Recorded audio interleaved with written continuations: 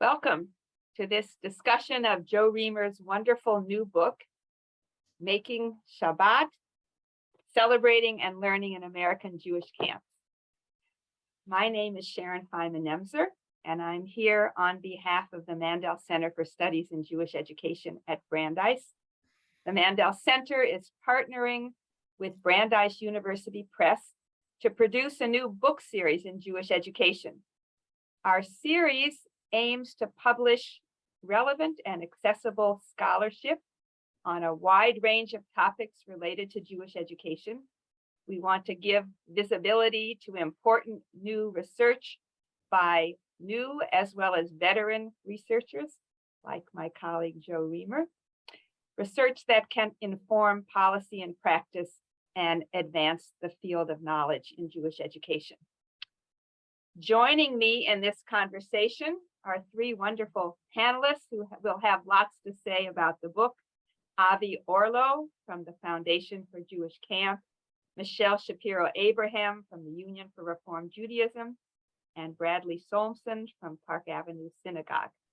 And they are all, we've read the book, we even started talking about it together, and they have lots of interesting things to say about what the book can tell us both about the world of Jewish camping and beyond that world. So welcome to the three of you, and thanks for being here. Making Shabbat, Celebrating and Learning at American Jewish Camps, is an in-depth study of how Shabbat is celebrated at three well-established residential camps: Camp Ramah in Wisconsin, Camp Yavneh in New Hampshire, and URJ Eisner Camp in Western Massachusetts. The book gives us an in-depth portrait of how Shabbat is celebrated at these three camps and how campers learn to do Shabbat at camp.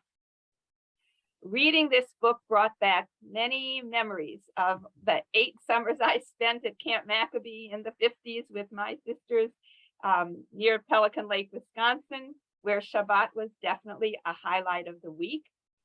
Some things are still the same, but a lot has changed. The Shabbat that I recall at my camp was a lot more sedate than the Shabbat that Joe tells us about, where in his memorable phrase, campers go wild for Shabbat in the company of their friends. The book gives us a visual and a visceral portrait of how Shabbat is celebrated, from preparations that begin on Friday or even Thursday night through the conclusion of Shabbat with Havdalah, and also a description and analysis about how campers learn to participate in Shabbat at camp, in both the traditional and the invented ritual. Here's what Joe says about his goal. My goal is to understand how these camps create a powerful model of celebrating Shabbat and what that model can teach us about how children learn to celebrate Shabbat and how we can educate for a vital Shabbat even beyond the context of camp.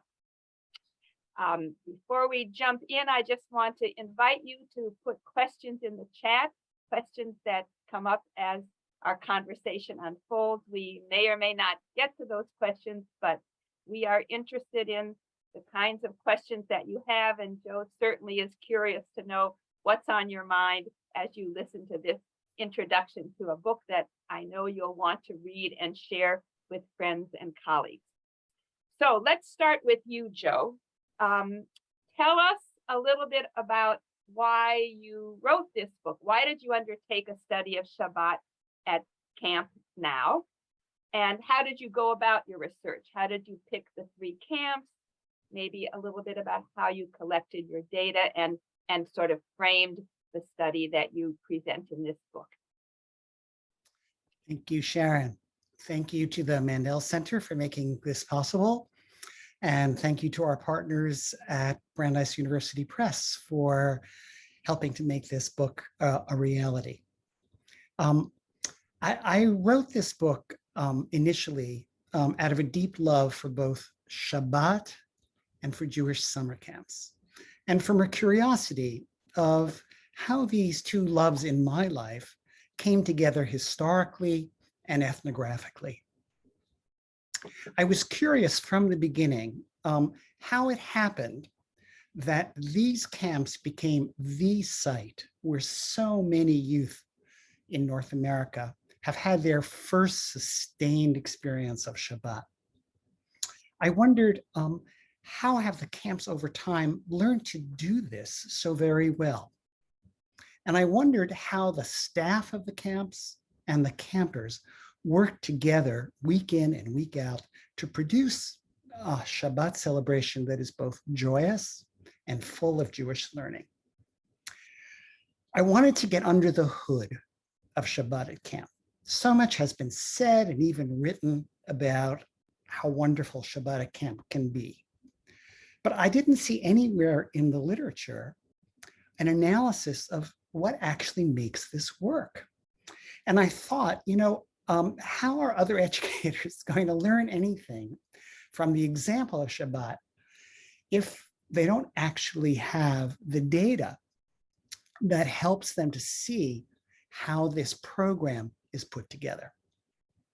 And so in terms of my methodology, I chose an ethnographic methodology, which means, for those who are not familiar, that I didn't rely on interviews or I didn't rely on surveys, but rather for 4 summers, I placed myself as a participant observer in these 3 Jewish camps. Again, to repeat their names: Camp Ramah in Wisconsin, URJ Eisner Camp, and Camp Yavne in New Hampshire. I placed myself there because I felt you have to actually be there to understand the dynamics and to learn about how it is that the staff and campers put this together. And while these 3 camps are certainly not representative of the larger body of Jewish camps, I chose them precisely because I had heard that they had vibrant celebrations of Shabbat, and I knew from their directors that I could gain entry and, as it were, look under the hood of how this meal is prepared. And I was really thankful to the leaders of those camps and to the staff and campers in those camps for allowing me to be a stranger among them, to ask them a million questions, to try to record minute by minute almost what happens at these camps, and then to be able to write a book where I could move from camp to camp and be able to show, and this is important, both what are the common elements of celebrating Shabbat and how do each of these camps utilize those common elements to put their own spin on celebrating Shabbat, to deliver the educational and religious and socio-cultural messages that are key to their mission. And I want to stress that. Shabbat has been developing at Jewish camps for a full century. And that's important. It didn't happen overnight. And it's changed. Almost each decade of that century has brought changes. And that's why someone like Sharon or myself, who had our experiences of Shabbat back in the 1950s or 60s or 70s, even people who had those experiences in the 80s and 90s, might be very surprised about what Shabbat looks like today at Jewish summer camps. Because while Shabbat may be eternal, the celebration of Shabbat is always changing. And indeed, at summer camps has to be changing as the generation of campers change and the generation of staff as well. My intention had been to, as a developmental psychologist, had been to study Shabbat as it is experienced by each unit of campers at camp. But I soon discovered something really interesting, that in some way the educational work focuses most heavily on the new campers who are first being introduced to Shabbat, and then to the oldest campers who are placed in a leadership role in helping to produce Shabbat. That comes against the background in America of adolescents after their bar or bat or bar mitzvah generally disappearing from our scenes. They become disengaged in a way from Jewish ritual and Jewish celebration, certainly from tefillah, from Jewish prayer. What was so striking about these camps is that not only had they reversed that disappearance, but they had managed to place their oldest campers in a leadership role in producing Shabbat at camp. And why is that important? Well, again, if you look at the literature of Jewish summer camps, there's a lot of stress on the relationship between the staff and the campers, and a lot of talk about the staff being role models for the campers. And while that certainly is the case, the staff are essential, absolutely essential to making Shabbat. I think what's often been missed, and what I'm trying to highlight in this book, is the other side of that coin, which is the dynamic between the older and the younger campers. And the reason that I think that's so important is because when we're growing up, we look to people who are slightly older than we are to assess whether what's happening in the moment has any staying power.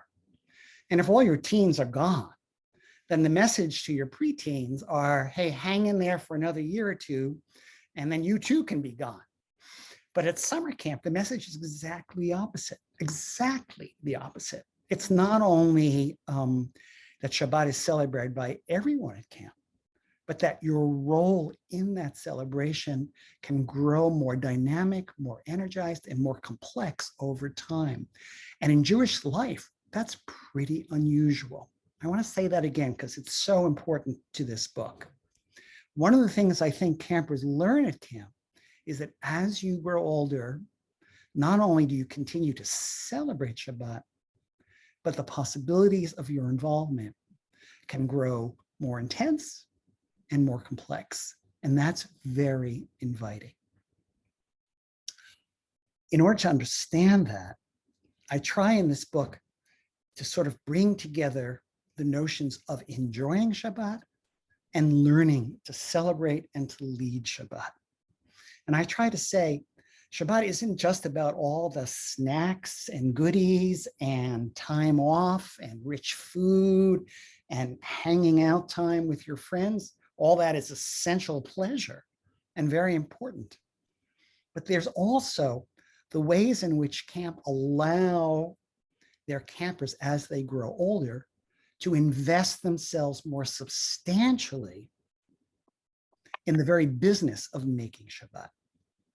And if there's something that I think has application beyond the boundaries of camp, where Shabbat doesn't need a lake, it is this sequence of moving from, as a younger camper, from being guided in your participation in how to celebrate Shabbat to, during your middle years, gaining more skill in the celebration of Shabbat, to the final step in your last years of learning to lead aspects of the Shabbat.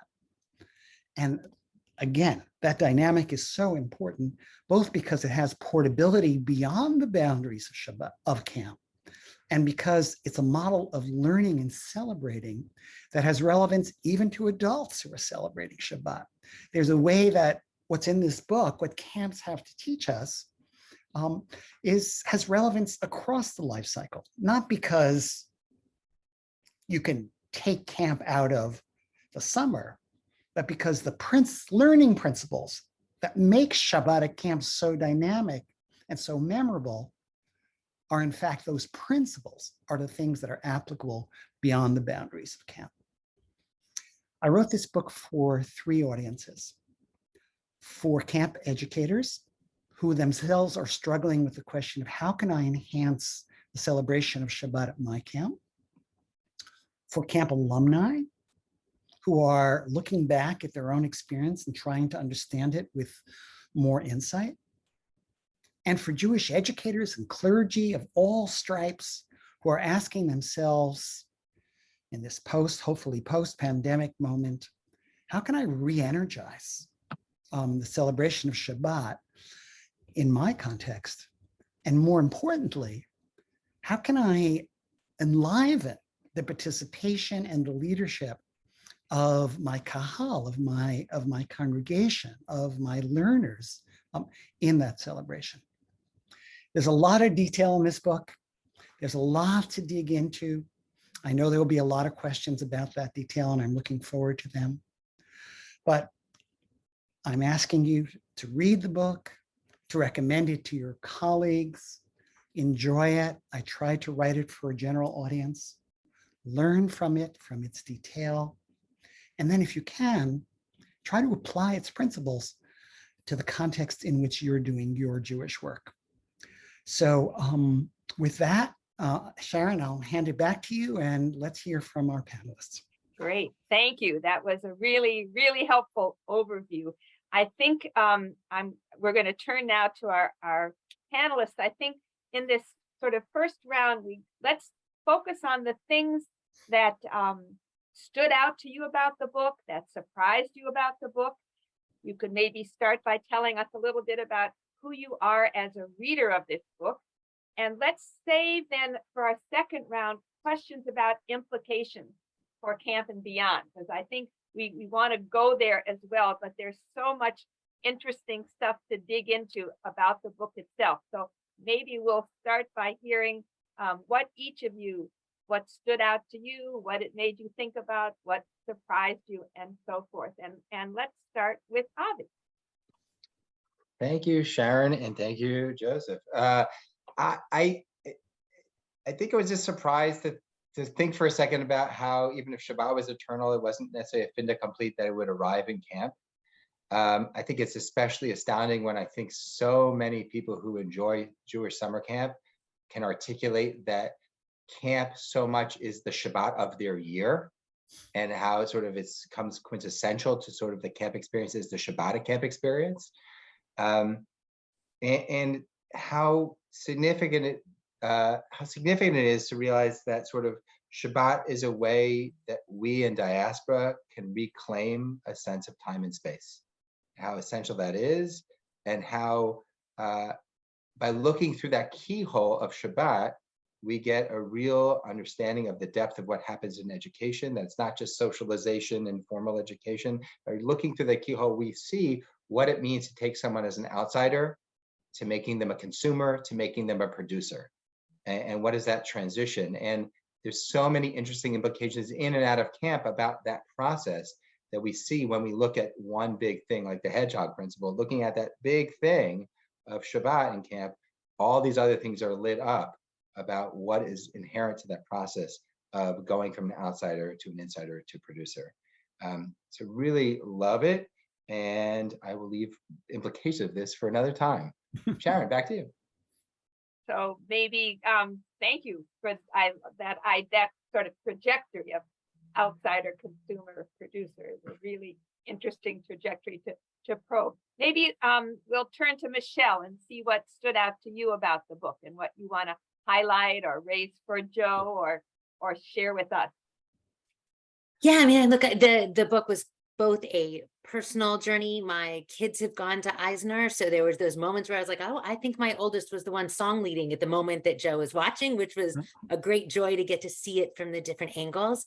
I think, as a practitioner who has spent years and years working with camp professionals and synagogue professionals to think about how we create moments that impact lives, I loved how, Joe, you started to play with, and I'm actually going to use your language of distinguishing between the staff acting upon and acting with campers, and how you, through the book, really uncover, this myth that we as staff create the situation and then the kids are just players in it who enjoy the moment, but really just do what we've sort of laid out. I think the tension that you bring up of, one, when the campers don't necessarily want to do exactly what it is that we've laid out for them and how they push back on changes that we do. And two, how they really are players or actors within the space. And the examples were just so beautiful of the kids taking their own power and really thinking and creating Shabbat for themselves. And I would lift up the other thing that I really made me think a lot about the work I do, not only with camps, but also with teenagers, of the point that you made that this is a generation that needs that high energy, all encompassing, and this myth that we can separate what celebration looks like in their secular lives from what celebration looks like in their Jewish lives. And they are used to mosh pits and singing and jumping and that full energy. And what does it look like to bring that into Shabbat celebration? And even when we try to stop that from happening, how they assert their power and make sure that we can't do that. Great. Bradley, what do you want to put on the table for conversation? Sure. I'll say a word about where I've been and where I am just quickly, and I don't know if Avi and Michelle, you also want to, it might be helpful for everyone to hear. I have run a Jewish camp. I ran a Jewish camp for about 5 years, and there was some debate, but I oversaw high school summer programs at Brandeis University, which felt a little bit like camp, but there were also some people who ruled that it wasn't camp. We didn't have bunks or cabins, but we did do Shabbat, and it was a rich experience. Had the pleasure of working with Sharon and Joe at Brandeis. And now am running Jewish education at a synagogue, and later in the conversation, hopefully we'll think about that. But it was interesting for me to be reading the book with my past lenses as well as my current perspectives in these different settings. I was really struck and would love to hear you talk more. And I think in some ways this weaves Avi's and Michelle's comments about both the history of how camps have used music as a part of celebrating Shabbat and learning about Shabbat and introducing Shabbat, and in the current sort of research that you are doing, the role that music plays, especially how it's so different. It's present at each of the camps, but in a different way. And I was fascinated to see music pop up in so different ways, and to see that it was there in a profound way. And in my own experience, it's something that I'm very aware of and would love to sort of hear more about that. And then again, I know that camp has been responsible, Jewish camp has been responsible for bringing music beyond camp. So we'll probably talk more about that. That's what struck me, one of the things. Yeah, Avi or Michelle, do you want to add anything or react to each other before we bring Joe back? And I would just I work at the Foundation for Jewish Camp. We get to see camps all over the place. I think Joe already lighted upon the notion that, by looking at Shabbat, we really get a sense of what their secret sauce is, what their flavor is, and it is really wonderful to see. We talk a lot about the doom and gloom of American Jewish life, and when you go to Jewish camp, you get to see people at their best. When you go to Shabbat, you get to see the time of the week they're at their best, and you get to see them in their flavor at their best. So I think that's sort of like, this is the apex of their human self-realization, and they all do it differently, but it doesn't take away anything from it. The other thing I would add to this conversation from that perspective of like Jewish camp is, even though this focused on 3 rather educationally focused camps, with the implications for camps that are not sort of self-understood in that educational space, and even more so sort of the role of Shabbat at day camp, when it's not even happening on Shabbat, but it's still so central to sort of how Shabbat shows up in the culture of the camp in terms of the rhyme and tenor of the week, in terms of preparing for something. It's just even more glaring that it's preparing for something that actually is absent because they're actually at home with their families at that time. How much the lack of assumption that this is going to play a role has such a ubiquitous role to play in building Jewish life. And I think the only thing I would add is also just expanding out. And I know, Sharon, you said we're going to kind of put a pin on the ramifications of this book for larger spaces. But with where I sit at the URJ, where I work with our teen programs across the Reform movement, I work with our Israel immersives, and then also partner with our camps on a variety of initiatives. I think part of what's intriguing to me about the book is the ramifications for it in all different immersive environments. right? NIFTY and BBYO and USY weekends are also completely focused around the Shabbat experience and how they celebrate. And you see so much of the aspirational arc there as well, of older kids owning so much of what the vision is. And within Israel Immersives, where all of us, send hundreds and thousands of kids to Israel each summer, and how this becomes part of the Israel experience, or semesters in Israel. And then obviously our camps in the more obvious places that Joe was lifting up. But I think that ecosystem that I think, that Avi just pointed out, that even in day camps that aren't even together for camp, this celebration of Shabbat is so central to what we do when we create pivotal moments. And I think because of that, it just really has an impact across the entire field in the way we're thinking about it. Yeah, I think it's understandable that we're all trying to think about, how do we take lessons from this study out into other environments. But before we go there, I heard, both Avi and Michelle, you were really highlighting aspects of an important process that I think Joe gives us a window on. So one process is sort of the one that Avi named, from outsider to consumer to producer. That's kind of a trajectory over time.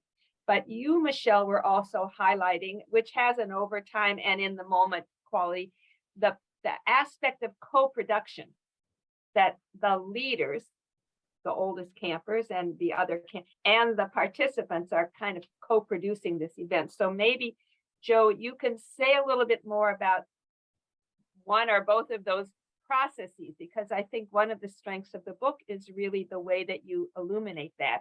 And then I'd love to have you comment on, and maybe others as well, this point that Bradley was raising about the centrality of music, the different forms that it takes in these three camp celebrations, but its role, it's one of your three key elements that you highlight in sort of what makes this Shabbat work. So those are two things I heard that I think we'd love to hear you say more about.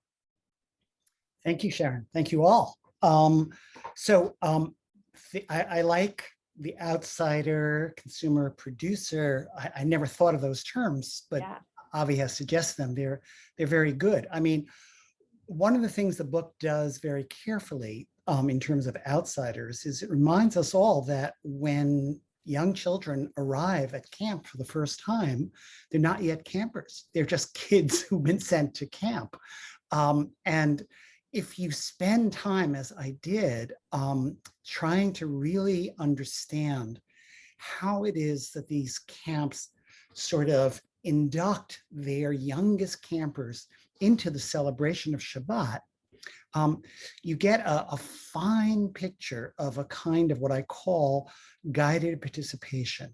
And guided participation is different than just role modeling, because guided participation is, in a way, like when your grandmother bakes cookies with you. It's sort of like your or grandfather, for that matter, bakes cookies with you, because it's like you're not in a class. You're not thinking that, oh, the grandparents are inducting me into our family's recipes of how to cook so-and-so, but rather it's an activity. And what's beautiful about that activity is that it's structured for you by your grandparents.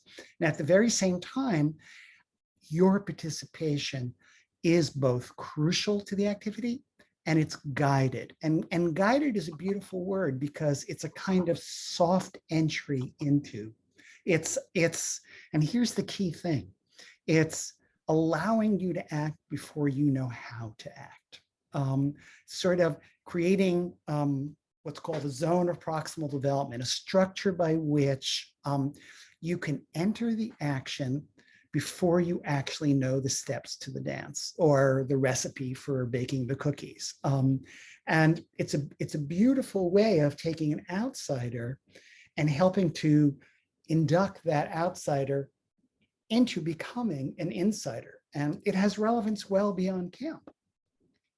Consumer, though I rather talk about participant than consumer, the truth is that in the early years of camp, campers are consuming the culture. They are participating in learning the steps of the dances, the words of the songs, how to move their hands and bodies at the right time.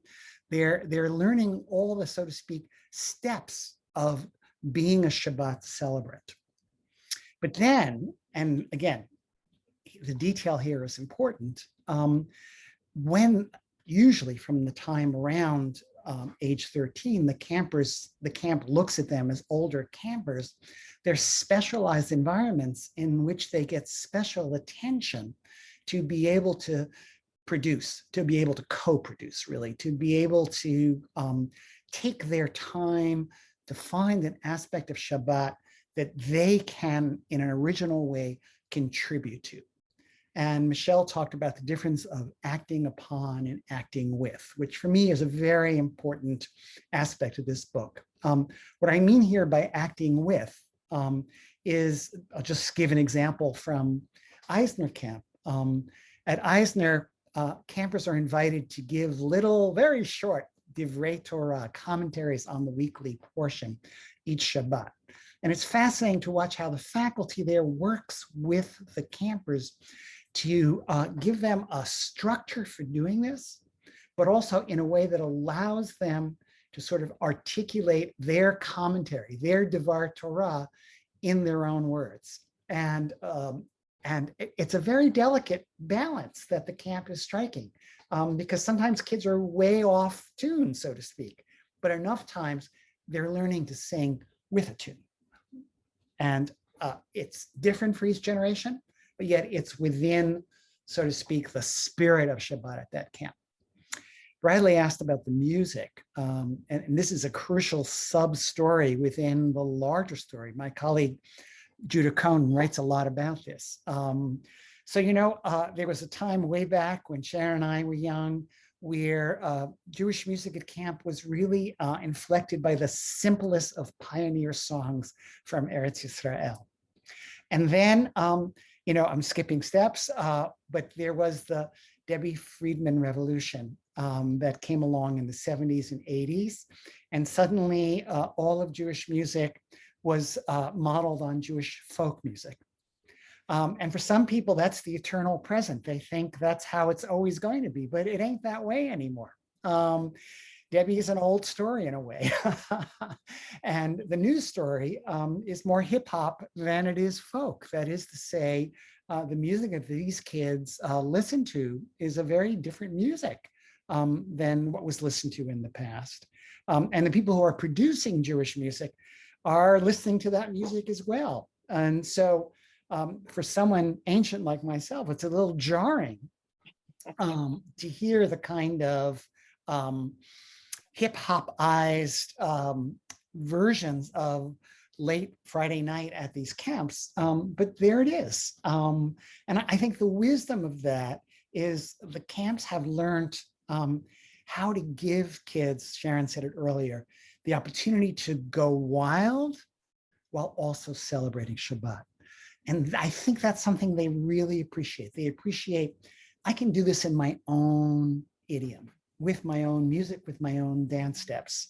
And while that might raise a few eyebrows from the older people, it's exactly perfect. It's just what these kids need. And so these are just some detailed examples of what we're talking about when we're sort of getting under the hood and trying to understand exactly how this program called Shabbat at Camp is put together.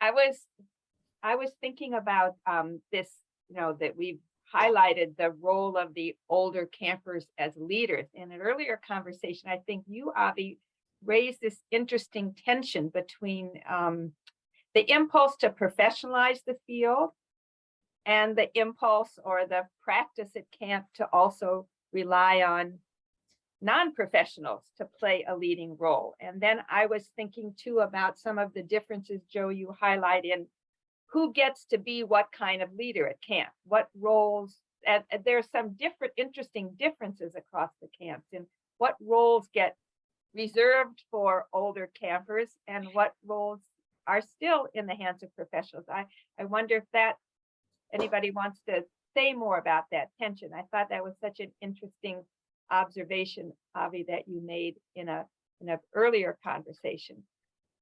I'll take the bait. I think I'm just hearing what Joe's saying now. I'm reflecting on, Dr.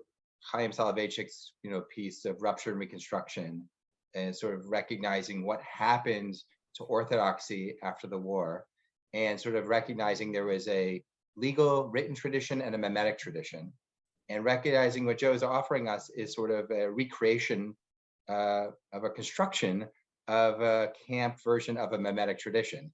What does it mean to actually say, here are guiding role models into being producers, for them to create mimetic authority to actually impart into another generation what ought to be, and what does it mean to live in a certain way.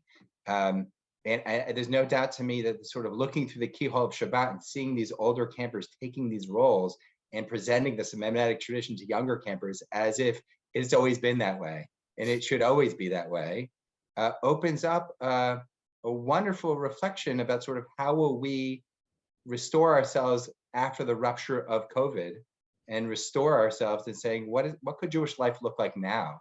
What could it look like to do it intentionally in camp? What does it look like to actually say, what is this DIY thing happening? And sort of how do we re-understand the sort of Shabbat industrial complex we've created, of professionalizing Shabbat outside of camp, and how might Joe's wisdom of helping that creation of the prosumer, of that blend of its consumer and producer, actually help us think about reconstructing Jewish life beyond camp, beyond COVID, and into this next time period. I think is actually really important for many people to look at this book and say, what does this tell me about my own practice here? What does it tell us about Jewish life in this next chapter? So I just want to lift that up and say, it's not just a tactical thing. There's something sort of existential, I think, that Joe's lifting up here about what does it mean to be a producer of the next chapter of Jewish life. Others want to comment on that? Yeah, it's interesting, Avi. It makes me think of, as you talk about it, that tension that we always talk about historically between Keva and Kavanah, right? The written words that the elite sort of create, and then the Kavanah that the general people bring in, and that where those tensions live, right? And as we're coming up on the high holidays of thinking about Kol Nidre, which in and of itself was something that people tried to get rid of, who were in charge, and that the folk people held onto. And I think about, Joe, and in so many spots in your book, how you lifted up that living tension, perhaps creating part of the magic of what we do, right? That, you spoke about when Lewis at Eisner, they made the switch to having the new space for services, and how the kids rebelled against him, and the young staff rebelled against him, and how he had to navigate and think about how to bring in who and what they were, and what they believed in and what they wanted, meshed with what the new reality was. And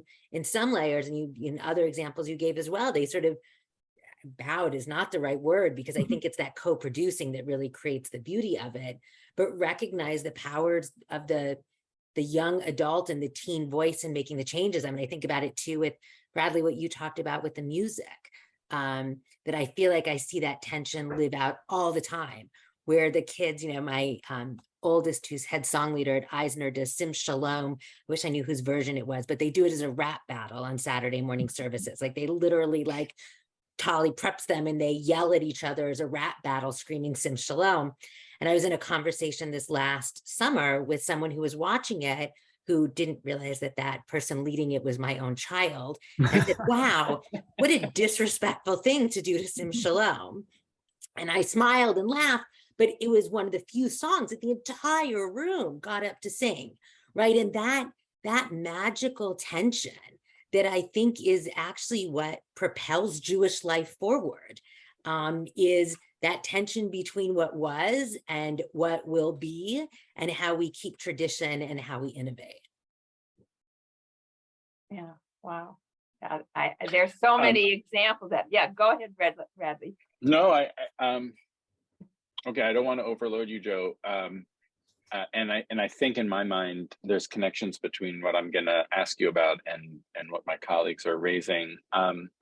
So in my own experience, I've found that there's another disconnect, which is in the rest of the world, Shabbat is defined as a day of rest and a break from work, stepping, Heschel, like stepping back from the work that we do, whether you're traditional and more halachic or more liberal and progressive in your perspective. That seems like the basis of how Shabbat is defined in the rest of the world, and I'm not sure that vocabulary even works at camp, right? Like standing up in front of campers and saying, it's a day of rest. You talk about it in the book a little bit. It is a different day, but I'm not sure campers would talk about rest or lack of work like those. That I'm not sure that vocabulary even works. But that seems like my question to you is how are we reframing Shabbat at camp, and is it setting campers up to go back to the rest of their lives and be connected to Shabbat or disconnected to Shabbat? And then there's all of these questions about, as Avi's talking about and Michelle's talking about, the role of the campers, and you write so beautifully about the role of the campers. The rest of the world hasn't caught up to that. It's very, now that I'm working in a synagogue, that doesn't exist here yet. I think we want to talk about how it might, but the kids are not regularly leading Shabbat for the congregation. So there's just a number of things that I think are different about Shabbat in the rest of the world than at camp, and just wanted to raise that as a question as well.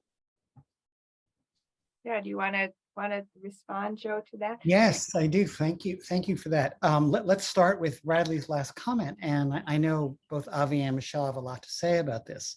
I don't think that the strongest point of Jewish summer camps is the way they build the bridge between camp and the rest of life. There is a bridge, but I don't know that it's a highway that most kids know how to march over or march through.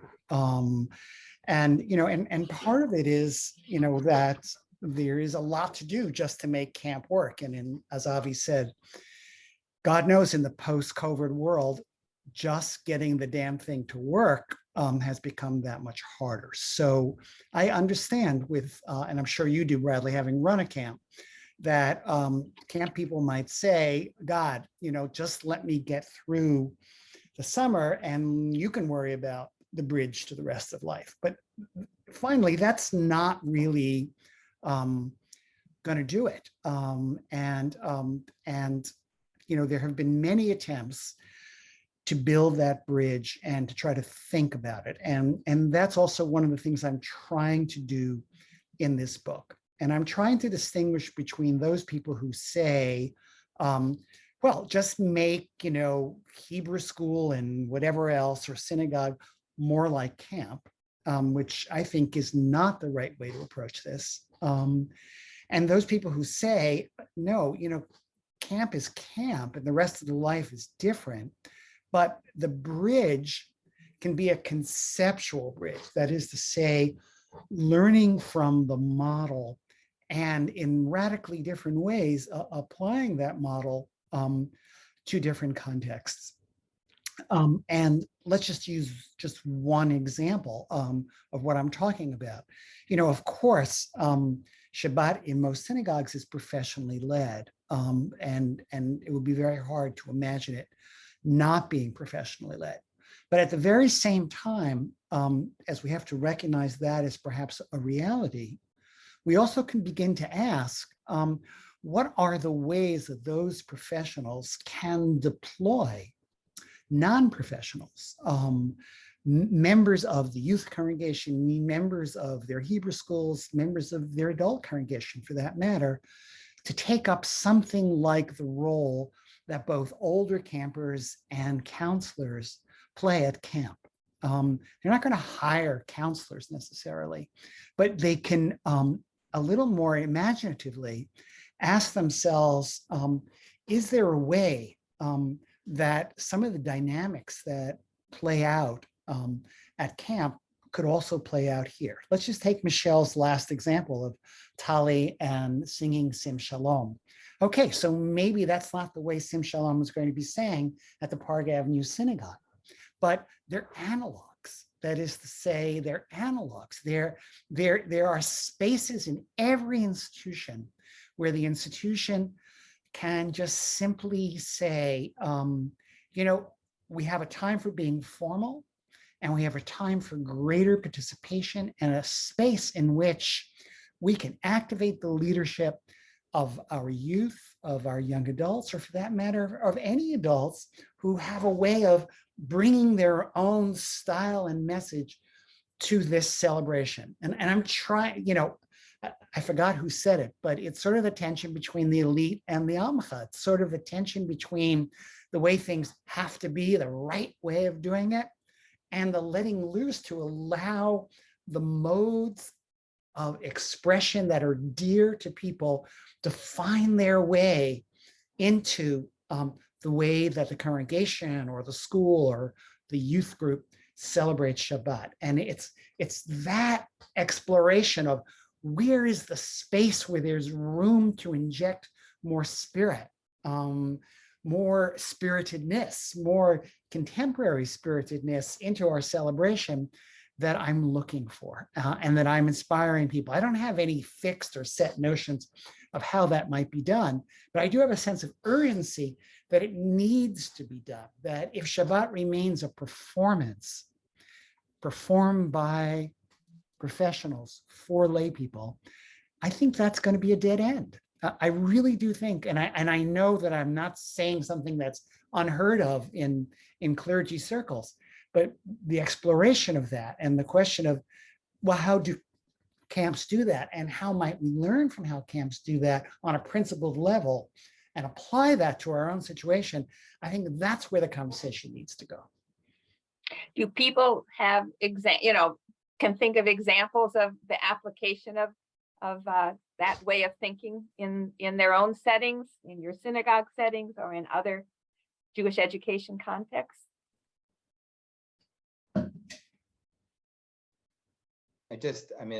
Not specifically, but think about how many pulpit rabbis think of themselves as the person who speaks from the pulpit, as opposed to the person who's doing the guided participation to make sure that over the course of a year, X number of their congregants of whatever age are guided to give high quality divrei Torah from the pulpit.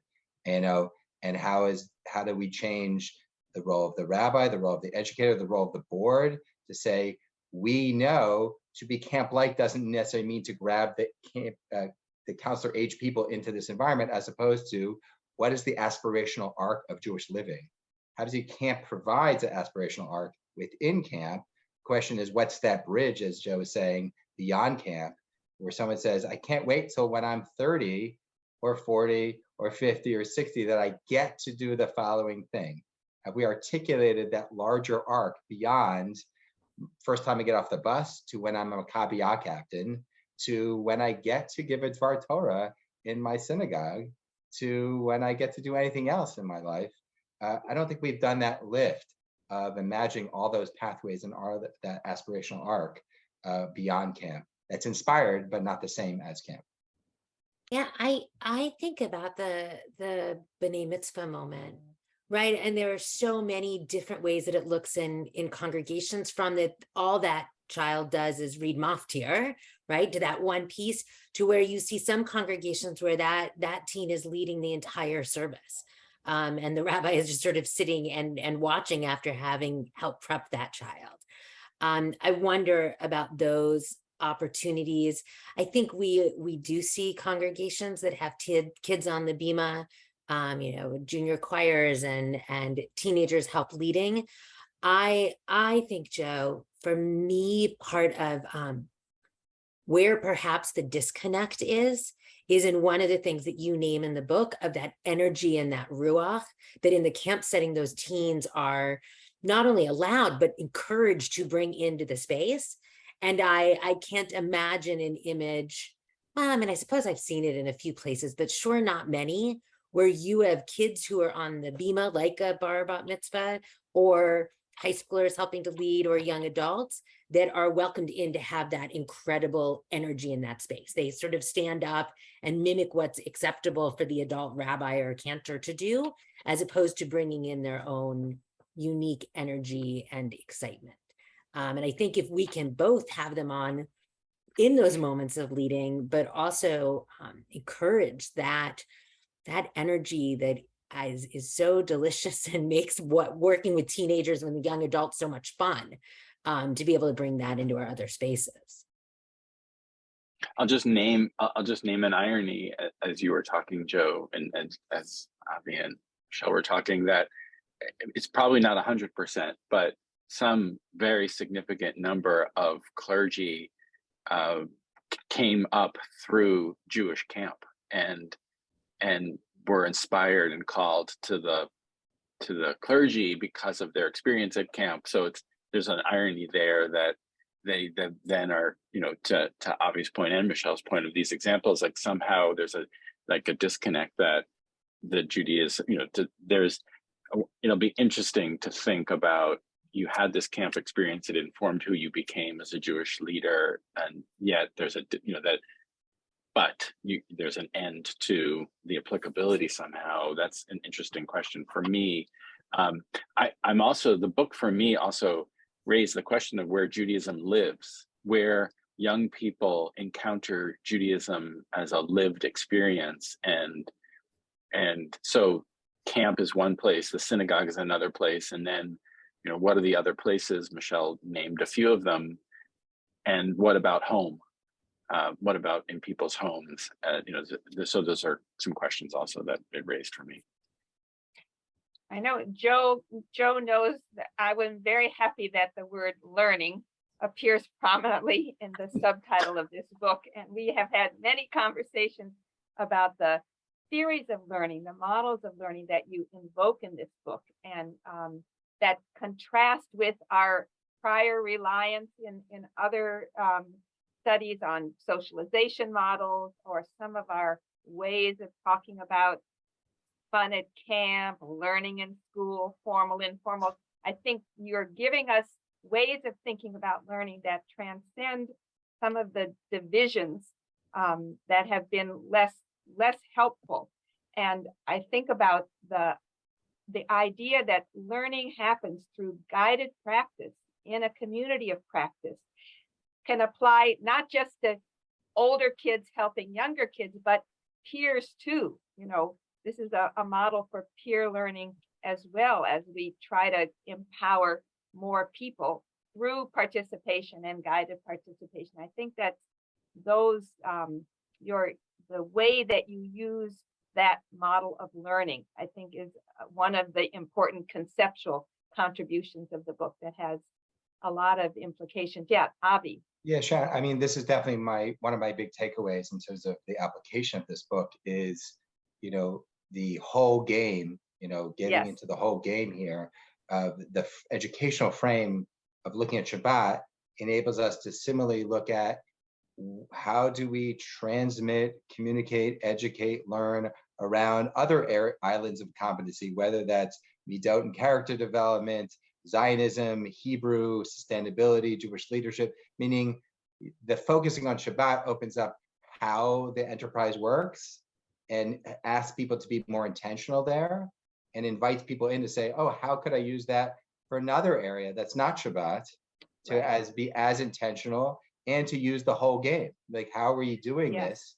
And I think that's sort of not only applying it to other camps beyond the three, but also thinking about how could we explore other areas that we want to focus in on in terms of how we show up as ourselves in our own skin, in our own ideological space, that would radically transition ourselves to be that intentional in our practice to get another generation excited in their own skin about living out that ideology.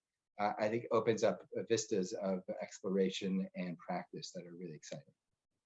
Yeah, Avi, I find what you're saying just really interesting. And when I think about my time visiting different camps, both Reform Movement and beyond, and other work that I've done, and Joe, I think you lifted up in the book as well, part of what we do so well with Camp Shabbat is that every single aspect of what happens at camp works towards that high moment, that pivotal moment, right? So the specialists are helping to decorate the space. The humans are wearing white. The kitchen staff is doing a special meal. The song leaders are prepping to do special music. The schedule, the people who create schedule, change the schedule, right? It is every single aspect of what happens at camp gets focused on that moment. And I wonder about that and thinking about what you were just saying, Avi, like, one, how does that live in other areas at camp, like you named? And what does that also mean when we think about Shabbat in homes? You know, I laugh in my own life growing up. One of my very close friends used to pick on me because on Wednesday she would be like, so you planning Shabbat yet? Because she knew that in our house by Wednesday afternoon, I was figuring out, like, did the kids have their clean Shabbat pajamas and what were we making for Shabbat dinner, and trying to bring it into those different aspects. And I wonder about the opportunity of what you've lifted up in this book, of the incredible intentionality and work and time that goes into making that 24-hour moment happen, of what we draw out of that for how we think about family education and programs we run in other settings on Shabbat.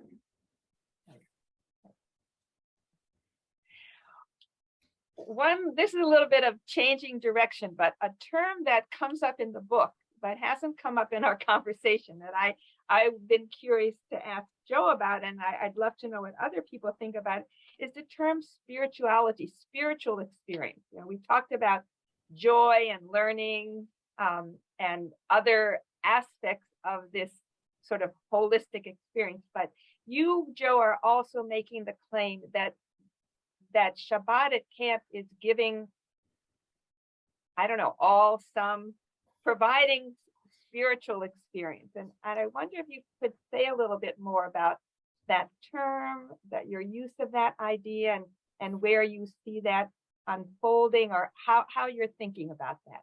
Yeah, thank you, Sharon. That's a really important point. You know, I obviously spirituality is a big term, and a lot of different historians and social scientists have been studying spirituality without necessarily clearly defining it. But I think what we can all agree upon is that as the socio-political, historical world in which we live grows so much more fragmented and so much tenser, there is a kind of cry from our people, and maybe even from ourselves, to try to find what Avi calls a time space in which we can tend to our own souls, in which we can, in some sense, heal, in which we can, in some sense, at least for the moment, remove ourselves from all the turmoil and feel some wholeness. And I felt that profoundly. So in my mind, you know, I historically am a product of the Ramah camps, and often in writing the book, I would remember back to my times at Ramah in the 1960s and 70s. And I was still young enough to be at Ramah. Our friend Rev. Alan Prell has written about this, when Ramah was still pretty involved in the political, historical processes of the time, civil rights, anti-war, peace, etc. You know, I found that the camps are less involved today in those movements, and there are ways in which they are, but around Shabbat, less so. And I think all the camps have, in some sense, recognized that the importance of Shabbat, Bradley said day of rest isn't the right word, and I agree with him. It's not rest, but it is wholeness, or it is healing, or it is finding a way to come together and to mutually explore that which makes us feel both more part of the whole and more whole within us. And again, the Jewish calendar, the timing, the way we prepare for Shabbat, the way we separate it out from the rest of the week, is very important to this process, but so is the music. And what I don't remember from my days back when I was at Ramah is that, of course, we had Jewish music, and Jewish music was so important to the celebration of Shabbat, but not quite so tuned up to the way I found it in the years that I was doing this study. That there was a way in which the musicians, be they like in the URJ camp, the official song leaders, or in the other camps, Yavne and Ramah, just simply the staff who kind of were the ruach rousers, as I call them, suddenly their role got to be more important, got to be more center stage. It was as if the kids were seeking those moments when they could close their eyes and enter into the music in a more spiritual vein. I saw this at all three camps. And it really struck me, it really stood out for me. It really helped me to understand that something had changed in the ecology of celebrating Shabbat, that there was a crying need for something else. And I've seen it in my own community here in the Boston area, that there's a way in which people are just simply saying, enough, I need to step out of time and into another space so that I can be with my fellow humans in a way that I can feel my soul and their soul resonating together. And I'm sure synagogue culture feels this as well, that this is really important. And in the Israel experience, where there's so much opportunity to be in the real world and to debate, there's also the need to, so to speak, go into the wilderness, go into the midbar and step away from that. And our Judaism in the 21st century needs to be a vehicle through which we do that. And I think the camps are doing a commendable job of that, but it's by no means limited to the camps. And it's something that all of us, of course, need to and are paying attention to. Joe, can I ask, I guess on top of everything you just said, Jeremy made the point, Jeremy Fingerman, just here in one of his comments, that it also, I think, is a time at all of the camps where it's a unique moment where all the kids come together and the whole camp is together, and to what extent that adds to this sense of spirituality and wholeness that you're talking about. And then John Levison made the comment of to what extent is the liminality of camp add to that sense of spirituality. Oh, I think I'm now just stealing John's point about liminality and asking, does that, in your mind, from the research you did, do you think that adds to the sense of spirituality and wholeness, that it's really a finite, really time-bound piece of the experience? Yes, I do, Bradley, I do think so. So let me just say a few things about that. I mean, you know, it is in our multicultural, ever-changing world, it's harder and harder to create that sense of Jewish kihila, that sense of Jewish togetherness, Jewish community, you know, and the discourse in which we all live might even call that into question. Should we be doing that? Is there something regressive or somehow not politically correct about Jews seeking time to be together with other Jews in Jewish pursuit? So, you know, I'm saying camp in a way is the ideal moment, maybe because of its liminality, because it's kind of a space outside of space, time outside of time, where people can unself-consciously step into not only Shabbat, but into being together as Jews. And of course, being together as Jews is now a much more diverse experience than it was when I was a young person. You know, who we count in as Jews has changed. Let me sing out to Camp Ramah, Wisconsin, for the way that they have done such an excellent job of bringing their tikva, their special needs campers and young adults, into the Shabbat celebration. And it's just a symbol, which is true in all the camps, that one of the things the camps have done, and again, I don't think it's gotten enough recognition, the way that the Jewish community itself, as inclusive as it is, has become more diverse, and more work needs to go into creating that community. And I think Avi made mention of this.